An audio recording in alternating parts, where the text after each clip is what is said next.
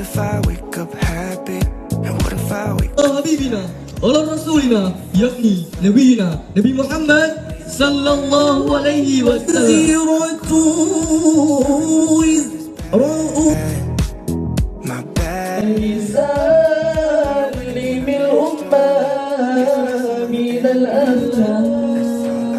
Mereka akan menjadi komunitas pecinta seni yang nantinya di saat bertemu di sekolah lanjutan berikutnya atau di lembaga pendidikan berikutnya, mereka akan tampil bersama untuk memperjuangkan pendidikan yang ada di Aceh khususnya dan pendidikan yang ada di Indonesia umumnya.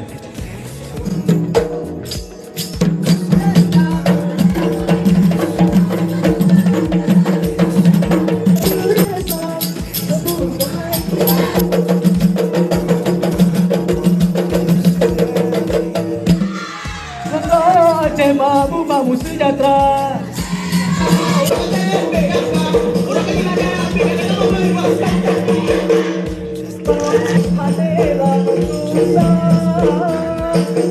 Tapi bisa melaksanakan kegiatan yang luar biasa ini, bisa menarik peserta didik, bisa memberikan piala-piala bergilir. Ini suatu inovasi dan kreativitas Kepala Madrasah Man 3 Kota Banda Aceh.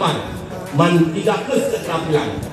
Dengan sama-sama kita membaca Alhamdulillah, Alhamdulillahirabbil alamin. Kegiatan mozaik yang ke-8 dengan resmi kita nyatakan ditutup.